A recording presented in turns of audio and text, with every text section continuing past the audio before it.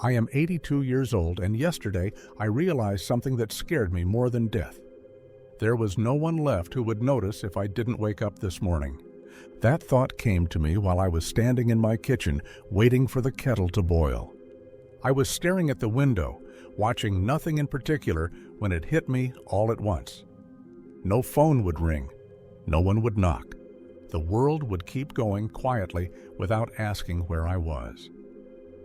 I didn't feel panic. I felt surprise, like discovering you misplaced something years ago and only just remembered to look for it. The kettle clicked off by itself. I poured the water, sat down, and drank my tea alone. That's how most mornings are now. Calm, silent, predictable. I wasn't always alone. That's the strange part. If you had met me 40 or 50 years ago, you would have thought I was surrounded by people. A wife, children, a brother nearby, friends from work. A life that felt full enough that I never stopped to count what mattered. I grew up believing closeness didn't need effort, that if people were in your life once, they stayed there. I thought love was something you set up early and then lived inside, like a house. I didn't know it needed constant care. I got married young. Not too young, but young enough to think time was endless. My wife was patient with me. She had a way of talking through things while I listened halfway. I don't say that with pride. That's just how it was. We didn't have a dramatic life. No big stories. We worked, paid bills, raised children, went to bed tired. Most days looked the same, and I thought that was a good thing. I worked long hours.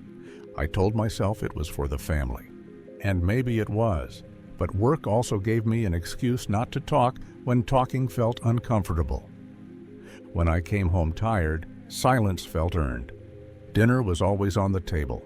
Sometimes we talked about the kids, sometimes about nothing, sometimes not at all. I thought silence meant understanding. I never asked if it meant loneliness.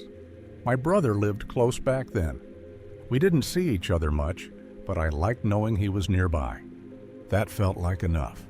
We'd run into each other at the store, talk for 5 minutes, say we should get together. We said that for years. My children grew in small steps I barely noticed. Shoes by the door got bigger. Voices got deeper. Then one day the house felt different. Quieter but not peaceful. Just less alive. They moved out one by one. That's how it's supposed to happen. I remember standing in their empty rooms, thinking they'd be back more often than they were. I assumed distance was temporary. Life settled into routines again. Work, home, sleep. Weekends blurred together. Years passed without asking permission. Here's something no one tells you. Time doesn't rush. It slips. So quietly you don't notice until you turn around and realize how much is gone. I can still see my wife sitting at the table, reading while I watched television. We were in the same room, but not always together. I thought presence was enough. I thought love didn't need words once it was established. Sometimes she would start talking about something small. A neighbor, a memory, a worry she couldn't quite explain. I listened, but I didn't always respond the way she needed. I thought there would be other chances. There always seems to be another chance, until there isn't. Years went by like that. It's nothing terrible, nothing urgent, just days stacking on top of each other. Then one afternoon, she told me she wasn't feeling well. Not in a dramatic way, just tired. We laughed it off at first. We always did. Doctor visits followed, then more visits, then waiting rooms. I remember the smell of those rooms more than anything else. Clean, but anxious. I told myself we'd slow down once this passed, that we'd talk more, that we'd make time when things returned to normal. I didn't know normal was already behind us. She grew quieter. I grew busier with tasks, driving, scheduling, fixing problems. I became very good at doing things, not as good at being present. At night, I lay awake beside her, listening to her breathing, thinking about everything except what I should have said. I believed there would be a right moment, a clearer day. Looking back now, I realize something painful. The right moment is usually just now, and now doesn't wait. That's where this part of my story pauses. Not at the end, just before everything changed, and I finally understood what I had been taking for granted. Everything changed without asking me if I was ready. My wife didn't pass away suddenly. There was no single moment I can point to and say, that's when my life split in two. It happened slowly, in pieces, the way important things often do. She needed help with simple things first. Standing up, remembering appointments, holding a cup steady. I told myself I was handling it well. I was doing everything right. But doing isn't the same as being.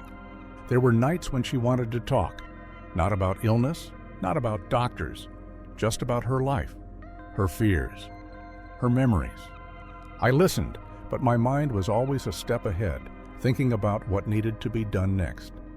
I thought time was something we could manage. I thought love was proven through responsibility. I didn't understand that she wanted presence more than efficiency. The day she died was quiet, too quiet. I sat in a chair beside her bed and held her hand, realizing there were words I had carried for years that now had nowhere to go. I didn't cry then. I thanked her. I don't know if she heard me. After she was gone, the house felt wrong. Not empty in a dramatic way, just unfinished, like a sentence that ended too early. I kept her routine for a while. I set 2 cups out in the morning before catching myself. I cooked meals I couldn't finish. I reached for my phone to tell her things that didn't matter anymore. This is where I want to stop you for a moment. Not to teach, just to say this. You don't notice how much space someone takes up until they stop being there. It's not the big things you miss first. It's the ordinary ones. People checked on me, friends, family. My children called more often in the beginning. I told them I was fine, that I was managing. They believed me. Grief didn't arrive loudly. It settled in quietly.